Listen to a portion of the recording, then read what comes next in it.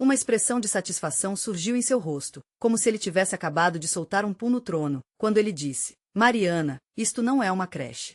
É uma empresa. Talvez você devesse se concentrar nisso antes de tentar encaixar a troca de fraldas entre as reuniões do conselho.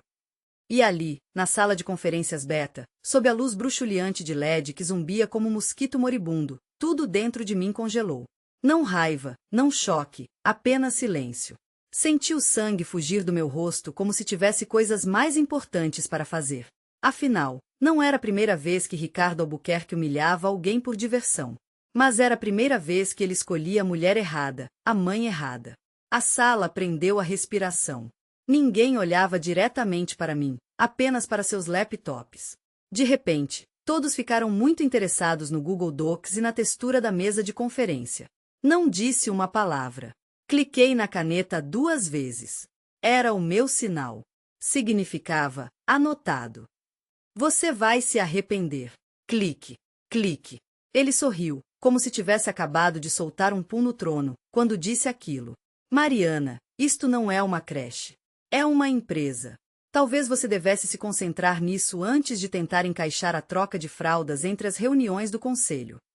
E ali, na sala de conferências beta, sob a luz LED bruxuleante que zumbia como um mosquito moribundo, tudo dentro de mim congelou. Não raiva, não choque, apenas silêncio. Senti o sangue fugir do meu rosto como se tivesse um lugar melhor para estar. Porque não era a primeira vez que Ricardo Albuquerque humilhava alguém por diversão. Mas era a primeira vez que ele escolhia a mulher errada, a mãe errada. A sala prendeu a respiração. Ninguém olhava diretamente para mim, apenas para seus laptops. De repente, todos ficaram muito interessados no Google Docs e na textura da mesa de conferência. Não disse uma palavra. Cliquei na caneta 2 vezes. Era o meu sinal. Significava: anotado. Você vai se arrepender. Clique. Clique.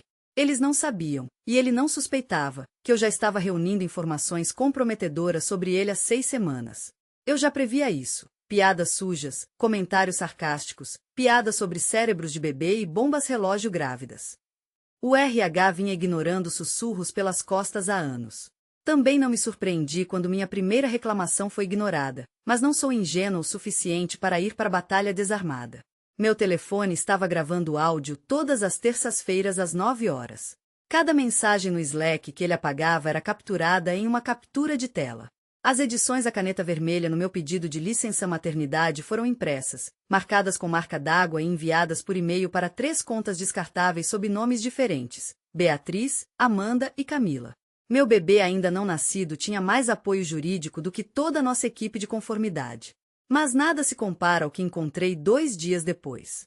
Escondida em uma pasta compartilhada, arquivada incorretamente sob contratos de fornecedores do 2º trimestre, descobri uma planilha chamada Reestruturação Alfa, criada pelo próprio Ricardo. Era uma lista de demissões. Meu nome era o 3º de cima para baixo. Ao lado do seu nome, período de experiência, alto risco, perspectiva ruim. Sugerir demissão antecipada antes do aumento da responsabilidade do RH. Ele estava planejando me demitir antes mesmo de minha licença maternidade começar. Encarei a planilha, piscando tão forte que as letras dançavam diante dos meus olhos. E então fiz algo muito estúpido ou muito corajoso, ainda não tenho certeza. Enviei o documento diretamente para meu amigo no Ministério do Trabalho e Emprego. Sem assunto, sem explicação, apenas o arquivo. Então imprimi uma cópia em papel, selei em um envelope e escondi atrás do livro O que esperar quando você está esperando na minha mesa. No mesmo dia, Ricardo me chamou ao seu escritório. Em seu rosto estava novamente aquele sorriso presunçoso de predador corporativo, como se ele estivesse prestes a me oferecer um pacote de demissão generoso em troca do meu silêncio. Mas quando entrei, já havia alguém lá. Uma mulher de terno cinza com distintivo federal no quadril e um bloco de notas aberto à sua frente. Ela não estava sorrindo. Ricardo empalideceu. Eu sorri. Mariana, ela disse, inclinando ligeiramente a cabeça. Por que você não se senta? O Sr. Macedo estava justamente me contando sobre como esta empresa apoia as futuras mães. E foi aí que o jogo virou. Mas nem foi um alívio. Ricardo ficou em silêncio por exatos 11 segundos. Eu contei. Sua mandíbula se movia como se estivesse mastigando cascalho. Pela primeira vez, aquele tecnocrata presunçoso não tinha nada a oferecer além de silêncio. A mulher, a agente Ana Paula Guimarães, da Divisão de Proteção de Denunciantes do Ministério do Trabalho e Emprego, já havia desabotoado uma pasta grossa, pesada o suficiente para enterrar um processo judicial sob ela. Ela espalhou impressões do Slack sobre sua mesa de vidro como cartas de tarô prevendo a ruína corporativa.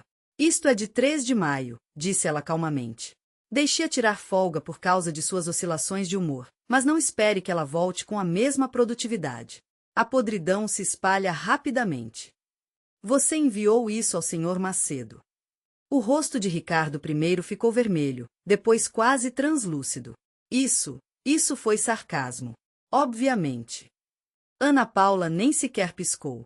Você usou a comunicação corporativa para descrever uma funcionária grávida como, e cito novamente, um peso morto em um vestido maxi ponto. Ele me encarou, buscando apoio, como se esperasse que eu risse e dissesse que ele apenas se expressou mal. Como se os últimos 3 meses não tivessem me transformado em uma máquina de vingança silenciosa. Eu apenas sorri, só observando. Mas não revelei que eu era a vítima ali. Porque fui eu quem iniciou a investigação, fui eu quem puxou as cordas. E tive a inteligência de remover meu nome de todas as reclamações oficiais. Você não vai para um tiroteio com um e-mail furioso. Primeiro, você envia os federais. Ao final da reunião, Ricardo estava encharcado em sua cadeira de design. Ana Paula prometeu retornar na semana seguinte com alguém da Comissão de Igualdade de Oportunidades de Emprego. Ela saiu, carregando uma caixa de mensagens impressas que pareciam ter sido retiradas do querosene. O departamento de RH tentava manter a neutralidade, mas eu sentia a atmosfera mudar. Eu não era mais um problema. Eu me tornei um alarme de incêndio. Depois disso, o escritório ficou frio. Os e-mails diminuíram. As portas não se abriam com tanta frequência. As pessoas que eu supervisionava de repente não tinham tempo para conversar. Eu não precisava mais de aliados. Eu precisava de distância e um ponto de apoio. Então, tirei uma licença de acordo com as regras e sem escândalo. A empresa enviou uma declaração vaga sobre respeito a todas as escolhas de vida e ofereceu 3 meses de indenização. Eu recusei. Minha advogada, Fernanda, uma ex-funcionária do Departamento de Justiça com uma memória como uma armadilha de aço e que cortava sanduíches com uma régua, em vez disso, preparou uma ação judicial. O acordo aconteceu mais rápido do que eu esperava. Uma quantia de 7 dígitos. Eles me fizeram assinar um acordo de confidencialidade tão rígido que eu não podia nem sussurrar sobre esse pagamento e meus sonhos. Tudo bem. O dinheiro não era o objetivo final. Não exatamente. Era apenas o combustível necessário para a segunda etapa. Porque o que eles não entenderam é que, na mesma semana em que Ricardo me humilhou na sala de conferências, outro e-mail chegou à minha caixa de entrada. De um recrutador, externo, confidencial.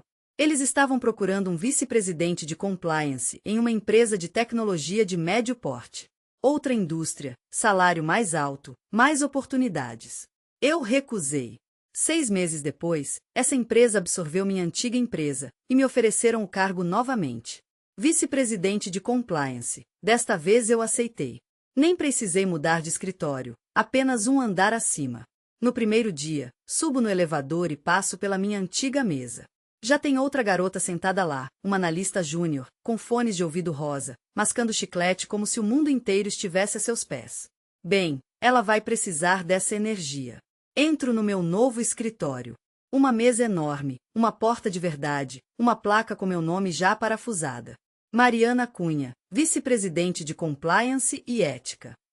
E na mesa, uma pasta de boas-vindas me espera. Um relatório sobre a política de toda a empresa com nomes destacados em vermelho para revisão. Adivinhe de quem era o nome no topo? Quando convoquei Ricardo ao meu escritório pela primeira vez, ele não reconheceu a voz da minha assistente quando ela anunciou: Mariana Cunha está esperando por você. Havia um orgulho evidente em sua voz por mim. Ele entrou, com aquela displicência de quem vai dar um esporro num peixe pequeno. Celular na mão, camisa com botões abertos demais, o suficiente para incomodar. Nenhum pressentimento de que o ar ali dentro estava prestes a mudar, a ponto de quebrar sua espinha dorsal. Foi então que ele me viu e paralisou. Sem sorrisos, sem que eu me levantasse, apenas folheando um relatório de auditoria trimestral com uma lentidão calculada, como se eu não tivesse acabado de implodir todo o seu castelo de areia com a minha simples plaquinha na mesa. Feche a porta, Ricardo. Sua boca abriu, fechou e abriu de novo, como um peixe fora d'água. Desculpe, eu achei que devia. Devia, eu completei, com um tom gélido. Sente-se. Ele sentou como se a cadeira fosse uma criatura selvagem prestes a mordê-lo.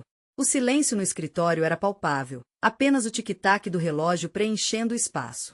Tic-tac, tic-tac, uma contagem regressiva para um evento apocalíptico. Deixe-me começar sendo absolutamente clara, eu disse, fixando meus olhos nos dele. Isto não é um ajuste de contas. É uma revisão de conformidade. Seu departamento está sendo investigado por 3 violações graves, desvio de verbas, fortes indícios de assédio moral e propostas de reestruturação suspeitas enviadas a fornecedores terceirizados. Ele piscou. Essa não era a versão final. Você enviou do seu e-mail corporativo. Carimbo de data, hora 2h14 da manhã. Marcado como urgente, você colocou o advogado na cópia. Coloquei a impressão na mesa. Isso é o suficiente. Ele se mexeu na cadeira, a perna tremendo incontrolavelmente. O homem que antes zombava dos meus planos de gravidez e parto agora não conseguia encarar a mulher segurando uma pasta de documentos. O que é isso? Ele murmurou. Ou alguma vingança? Nesse momento, inclinei-me para a frente. Perto o suficiente para que ele sentisse o cheiro do óleo de eucalipto no meu pulso. O mesmo que ele ridicularizava, dizendo que eu cheirava suco hippie para parto. Não, eu disse. Ou esta é a parte em que você finalmente descobre o que é responsabilidade com R maiúsculo. Dei a ele um momento para absorver isso. Então, abri meu laptop e comecei a verificar os reembolsos marcados. Um chamou a atenção imediatamente. $3.842,16 para aumento do moral dos funcionários em um resort de golfe particular a 2 horas daqui. Cliquei no recibo. A lista continha apenas um hóspede, Ricardo Albuquerque. Virei a tela para ele. Seu rosto se contorceu em horror. Foi um trabalho em equipe, ele murmurou. E quem estava nessa equipe? Ele abriu a boca, mas não conseguiu emitir som algum. Deixei o silêncio pairar no ar, denso, humilhante, como o bisturi de um cirurgião. Então, mudei para outra aba e abri um arquivo de áudio. Espere. Ele implorou, levantando-se em pânico. Apertei o botão play. Sua voz encheu a sala. O som gravado de uma de nossas últimas reuniões de terça-feira. Nós realmente deveríamos contratar menos mulheres em licença maternidade. O dano à empresa é simplesmente insano. Pausei a gravação. Ricardo parecia ter engolido um prego. Você disse isso em uma reunião geral de funcionários no Zoom que estava sendo gravada, depois que eu avisei 2 vezes sobre comentários discriminatórios. Eu não sabia que estava gravando. Você sabia, apenas não se importou até hoje. Seus punhos se fecharam. Você estava esperando por isso. Você planejou isso. Estou planejando sobreviver, respondi friamente. Você está apenas colhendo o que plantou. Isso é apenas gravidade. Eu não te empurrei de um penhasco. Você caminhou até a beira, gritando a plenos pulmões. Ele se levantou com a fúria de um touro, a mesa tremendo sob o impacto. Eu permaneci impassível. A partir de hoje, você está em período probatório. Seu cartão corporativo, entregue-o. Sua conta de e-mail será auditada. E você? Você se reportará diretamente a mim, até o fim desta investigação. Ele vociferou, um animal encurralado. Você não pode fazer isso. Eu era intocável. Ergui uma sobrancelha. Estou aqui para mudar essa realidade. Com meus saltos, eu encarava de cima, minha determinação afiada como navalha, superando a dele em todos os aspectos cruciais. A saída é à esquerda. Por favor, feche a porta ao sair. Ele se retirou em silêncio, um silêncio tão denso que quase se podia ouvir o estalar do verniz de seu poder se esvaindo atrás dele. Sentei-me, inspirei profundamente e mergulhei no verdadeiro trabalho. 3 horas depois, minha caixa de entrada já sangrava.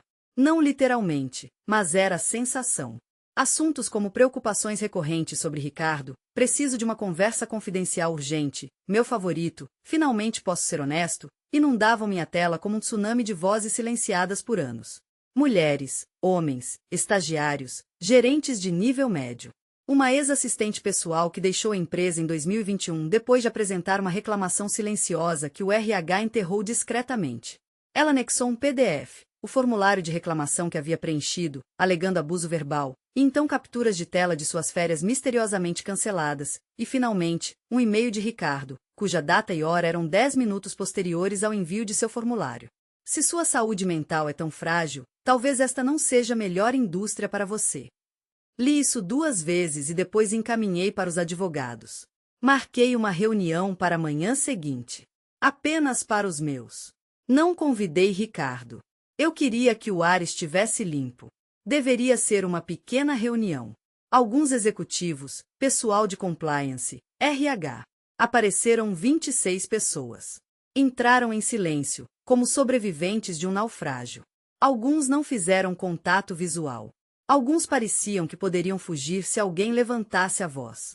Eu estava ali, no limiar da sala, munida apenas de um quadro branco, um marcador preto e uma promessa solene. Sem câmeras espreitando, sem transcrições frias, sem o olhar vigilante do RH. Hoje, seríamos apenas pessoas, despindo-nos das armaduras corporativas. Um silêncio denso pairou no ar, até que uma voz, vinda das profundezas da sala, rompeu o véu. Ele me seguiu até o carro. Disse que estava garantindo que eu não capotasse na estrada. Eu estava grávida de 7 meses. A voz tremia, carregada de um misto de ultraje e vulnerabilidade. Outra voz se ergueu, carregada de indignação. Me disseram para não entrar em estrogênio total durante uma avaliação de desempenho. A ironia cortava como navalha, revelando a misoginia disfarçada de conselho profissional. Uma terceira voz, embargada pela emoção, me disseram que eu não era orientado o suficiente para o cliente. Quando pedi uma explicação, disseram que era porque minha voz ficava estridente quando eu estava nervosa. Eu gaguejo. As palavras saíram entrecortadas, denunciando a crueldade de quem se aproveitava de sua vulnerabilidade. Cada testemunho era como um fósforo riscado, incendiando a verdade que jazia oculta. E eu, com a permissão silenciosa de cada um, deixei o fogo se alastrar. No final, o quadro branco estava coberto de palavras, não tópicos de discussão frios e calculistas, mas testemunhos viscerais, do tipo que se grava na alma e se recusa a ser apagado. Padrões emergiam daquele mar de relatos, padrões sórdidos que o RH tentava enterrar sob 5 camadas de memorandos internos e planos de melhoria hipócritas. Quando a última voz se calou, me vi sozinha naquela sala, encarando o quadro branco. As palavras ali rabiscadas pulsavam com uma energia sombria, e eu sentia o peso da podridão que acabará de vir à tona, me consumindo por dentro. Então, resgatei meu velho Moleskine preto, aquele que comecei a rabiscar quando ele fez a primeira piada de mau gosto sobre cérebro de bebê.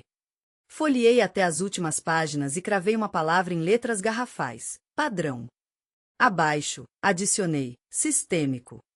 Era isso que ninguém naquele maldito prédio parecia entender. Ricardo não era apenas um gerente incompetente. Era a personificação de um plano, a face visível de tudo que florescia nas sombras daquela empresa.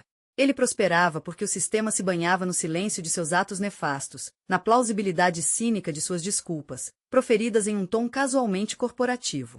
Mas agora, esse sistema tinha um novo e implacável inimigo. Na manhã seguinte, ele tentou me interceptar no corredor. O tom era viscoso, diferente do habitual.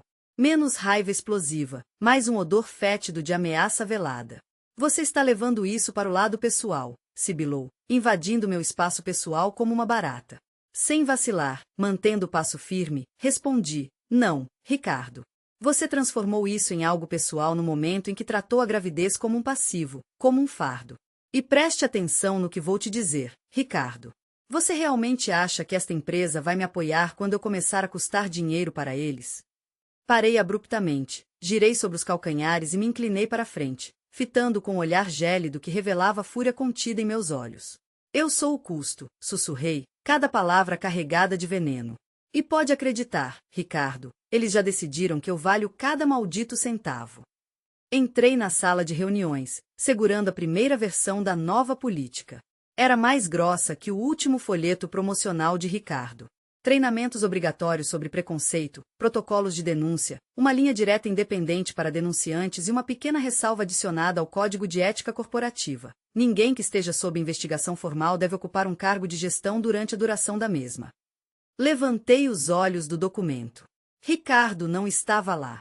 Seu crachá foi desativado naquela manhã. Não era o fim. Nem perto disso. No momento em que o crachá de Ricardo parou de funcionar, a empresa entrou no chamado modo de estabilização. Um eufemismo corporativo para a pergunta: "Ó Deus, quantos esqueletos esse cara tem no armário?" Os executivos começaram a marcar reuniões comigo sob o pretexto de oferecer apoio. Mas havia algo diferente em seus olhos: medo, ansiedade, danos, controle. Eles não estavam apenas com medo do que Ricardo tinha feito, mas do que eu tinha. Havia uma preocupação em seus olhares sobre o que mais eu poderia desenterrar. Porque digo uma coisa sobre sistemas construídos para proteger pessoas como ele. Eles não desmoronam silenciosamente. Eles desabam como um cassino. Brilhantes por fora, podres por dentro. No momento em que você começa a mexer nos livros contábeis e nas auditorias, a roleta começa a girar contra todos que observaram em silêncio. Tudo começou com uma cadeia de e-mails de 2 anos atrás. Alguém do RH notou um padrão de atrito não crítico, um eufemismo para a saída silenciosa de mulheres de todos os departamentos. Em vez de investigar, a gerência sugeriu um código de vestimenta mais casual às sextas-feiras para aumentar o moral. Havia 10 respostas naquele fio. Ricardo estava em 9 delas.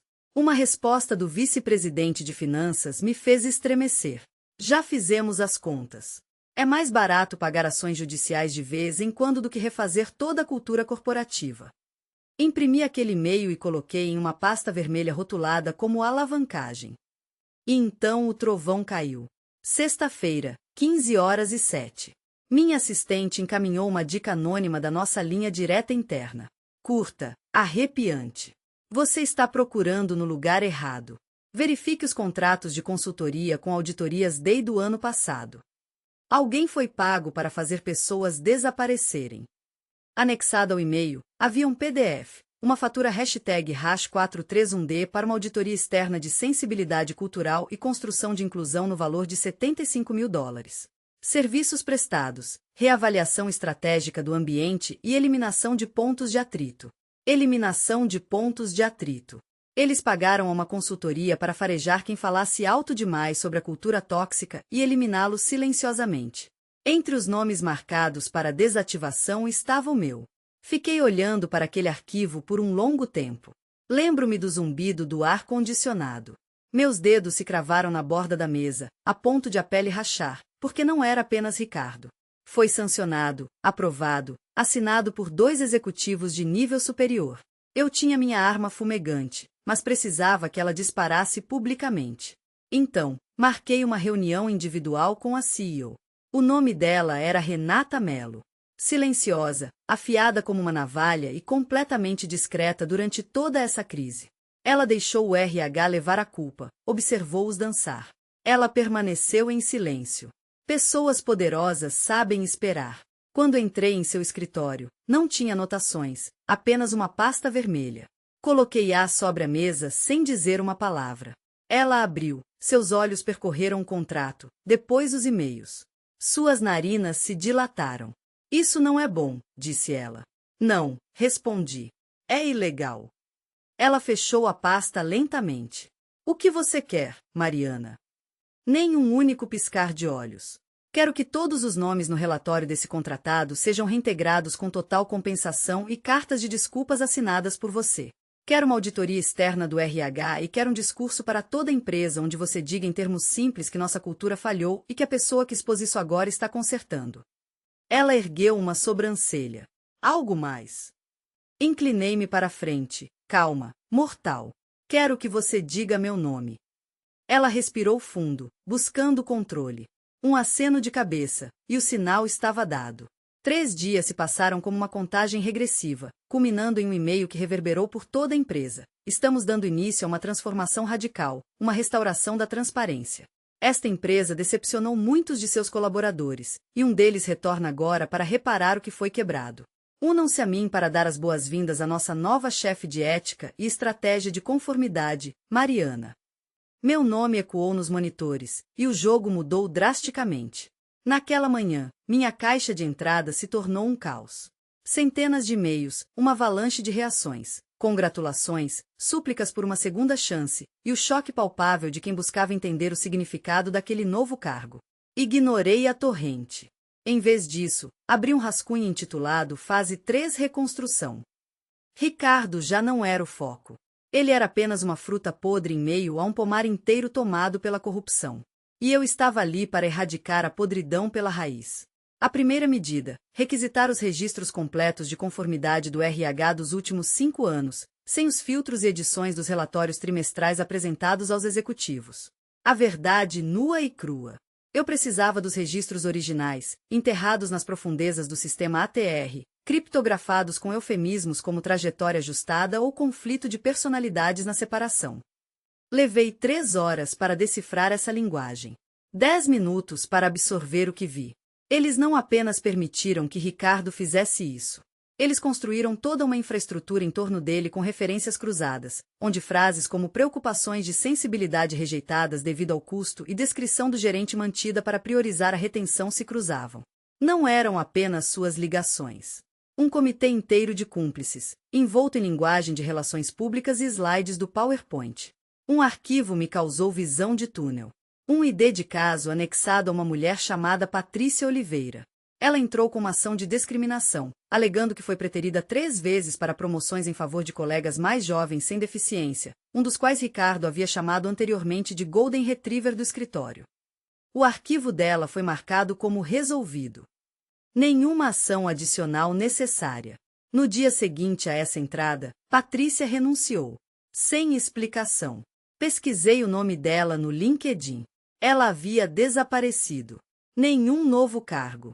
Nenhuma atualização. Imprimi o arquivo e o prendi ao meu quadro com um alfinete vermelho. Então peguei o telefone e disquei um número que não usava há 2 anos. Alô, respondeu uma voz cansada e cautelosa. Patrícia, é a Mariana Cunha. Silêncio, depois um suspiro baixo, quase quebrado. É sobre ele. Eu expirei. É sobre todos eles. Nos encontramos em um café a 3 quarteirões dali naquela mesma noite.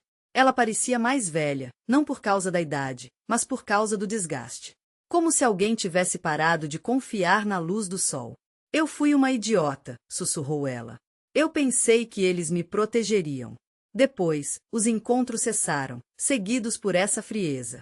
Disseram-me que eu não me encaixava na estética de liderança deles. Essas palavras atingiram como um tapa na cara. Assenti. Você ainda tem aquelas mensagens? Perguntei. Ela desenterrou um pendrive, revelando tudo. E assim, minha revolução silenciosa se transformou em uma torrente de ações conjuntas. Nas 2 semanas que se seguiram, 5 ex-funcionários vieram à tona, alguns tendo partido em silêncio, outros brutalmente expulsos. Um deles possuía e-mails incriminadores, onde o RH instruía Ricardo sobre como manipular advertências disciplinares para contornar a lei. Outro guardava notas de voz e uma gravação de uma entrevista de desligamento, onde o chefe do RH declarava friamente: se formos parar no tribunal, negaremos veementemente que isso sequer aconteceu. Eu construía o caso com precisão cirúrgica, municiando a arma com cada nova verdade. Então, liguei para a conselheira-geral da empresa. Temos 2 opções, declarei, minha voz carregada de convicção. Podemos resolver isso internamente ou assistir a tudo desmoronar publicamente. Um escândalo de proporções épicas estava prestes a explodir nos tribunais federais. Ela vacilou. Você está blefando. Com um clique, enviei a ela um link do Dropbox. Observei o sangue drenar de seu rosto enquanto ela deslizava pela tela. Meu Deus, ela sussurrou, a voz embargada. Isso pode nos destruir. Não, respondi, isso pode nos reconstruir, mas apenas se você me deixar concluir o que comecei. Ela permaneceu em silêncio, um silêncio que pareceu durar uma eternidade. Então, com uma lentidão quase teatral, deslizou o celular pela mesa, destravando adicione-se ao grupo de resposta à crise. Você está dentro. Um sorriso involuntário brotou em meus lábios. No dia seguinte, liderei a primeira reunião geral da empresa na história, onde cada funcionário tinha voz, uma voz anônima, em tempo real. O que se revelou naquele dia ecoaria pelos corredores da empresa, assombrando as reuniões por anos a fio. A avalanche de participação foi tão grande que derrubou os servidores. Tivemos que, literalmente, aumentar a capacidade do Zoom no meio da chamada, porque mais de 900 pessoas se juntaram à conversa. Ex-funcionários, atuais, remotos, demitidos e até alguns cujos acordos de confidencialidade ainda não haviam expirado. Criamos uma fila ao vivo, uma espécie de mural digital. Os comentários anônimos jorravam mais rápido do que nossa equipe conseguia moderar. Ele me disse que licença maternidade é férias pagas pela empresa. Me candidatei 2 vezes para a mesma vaga. Nas 2 vezes, meu currículo simplesmente sumiu. Ele disse que contratar mulheres acima dos 35 anos era um péssimo investimento. E então, surgiu um comentário curto, claro e mortal. O que aconteceu com a estagiária do departamento jurídico que não retornou após o 2º trimestre? Essa pergunta me paralisou, porque eu me lembrava dela. Isabela, brilhante, nervosa, sempre carregava uma cópia do manual de estilo como se fosse sua Bíblia. Ela trabalhou na minha equipe como estagiária por 2 semanas. E então, um dia, ela simplesmente desapareceu. Sem bilhete, sem despedida, apenas evaporou. Naquela mesma noite, reabri o banco de dados do RH. O registro estava lá, mas apagado. Nenhuma entrevista de desligamento, nenhuma transferência, apenas uma nota interna, removida da rotação. Temperamento incompatível. Senti a bile subir a garganta. Abri o Slack, encontrei suas mensagens antigas, vazias, arquivadas, excluídas, exceto uma. Era um rascunho, nunca enviado, endereçado aos advogados, com o título Preocupações sobre comentários não registrados de Ricardo. Parava no meio da frase. Ela nunca o terminou. Fiquei olhando para aquela mensagem inacabada por um longo tempo. Peguei meu telefone, liguei para meu advogado, depois para um jornalista em quem confiava, mas não para a publicação, e por último na lista estava o contato de emergência de Isabela. A irmã dela atendeu. Ela começou a chorar assim que me apresentei. Disse que Isabela tem frequentado um psicoterapeuta desde então. Disse que ninguém acreditou nela, nem mesmo seus pais. Disse que ainda entra em pânico com o som de digitação, porque isso a lembra do dia em que seu login no Slack parou de funcionar. Naquele momento, parei de jogar pelas regras internas. Cortei os laços. Na manhã seguinte, estava de pé diante do conselho de administração. Terno completo, sem um traço de sorriso.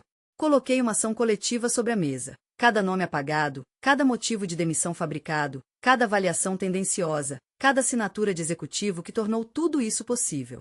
Então, revelei o arquivo final, uma exportação de mais de 700 comentários anônimos da reunião online, classificados, datados e com hora, classificados por gravidade.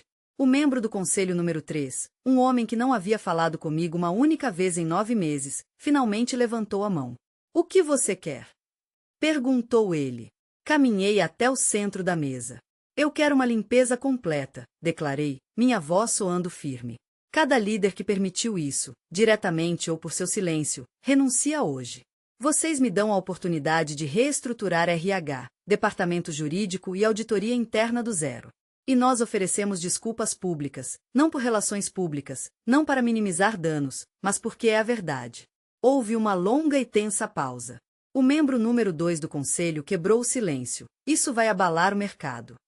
Inclinei-me para a frente, meu olhar cheio de determinação. "Já está abalado. Por que não fazer isso de pé?" A votação não foi unânime, mas os votos sim foram suficientes. 5 renúncias no final do dia, mais 3 até o final da semana. A CEO permaneceu, mas me deu carta branca para formar uma nova equipe. Sem controle, sem filtros.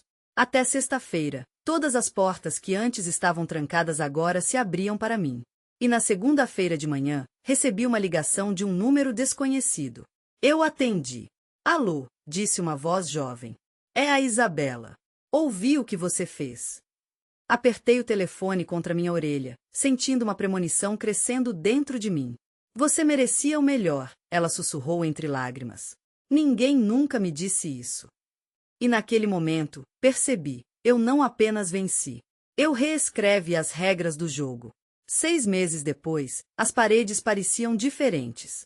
Não fisicamente, é claro. O mesmo vidro, o mesmo metal, a mesma pintura de musgo supervalorizada no corredor, fingindo biofilia. Mas o silêncio mudou. Não vibrava mais de medo. As pessoas falavam mais alto, riam, faziam perguntas. O departamento de RH parou de cochichar nos cantos e começou a interagir com os funcionários, em vez de evitá-los. Ricardo, ele nunca mais apareceu. Ouvi dizer que ele tentou abrir uma empresa de consultoria. Algo vago, como otimização da presença de líderes. Durou 3 semanas antes que as capturas de tela de suas mensagens no Slack ressurgissem. Desta vez, elas foram anexadas a uma postagem viral no LinkedIn, escrita por um dos estagiários que ele chamava de adereço de fundo. Lucas, esse estagiário, terminou sua postagem dizendo: "Obrigado por me mostrar quem eu definitivamente não devo ser." No departamento de RH, isso agora é chamado de Arquivos Ricardo.